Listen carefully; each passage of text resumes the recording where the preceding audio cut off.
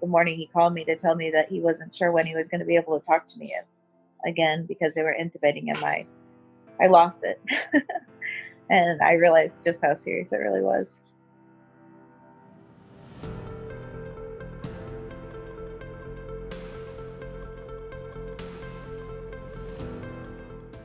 We were both healthy. We didn't really have any underlying conditions. I guess I just didn't think that it was going to hit us any harder than getting flu or anything like that.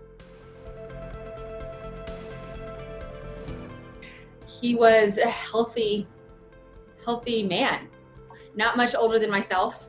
At first, he was just on a little bit of oxygen, and then it happened pretty rapidly. COVID causes multi-organ failure, so almost every organ suffers, and that happened with Chief Flaugher. He got very sick very fast, and then he had to be supported with artificial measures for a long time.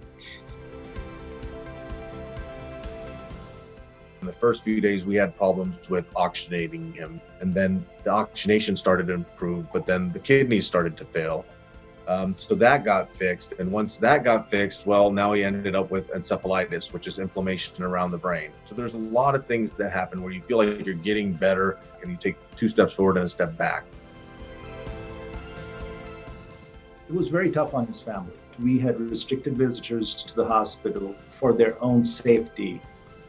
What we did was initially we used an iPad for him and his family to communicate. And then later we found other ways. We actually decided that we need to allow people to come to the window. We've got to allow them to have that patient contact, that human contact.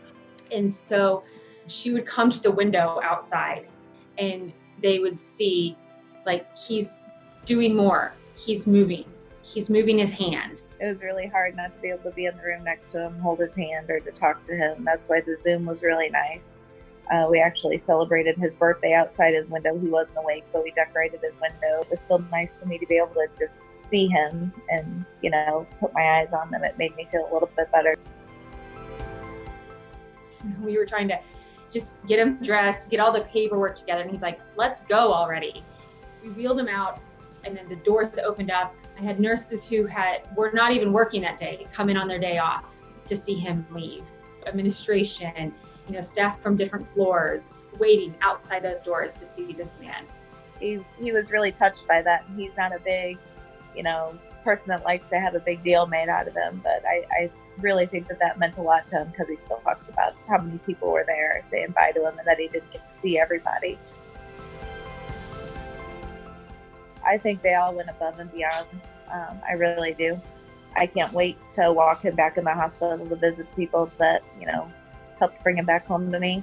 They'll always be my heroes.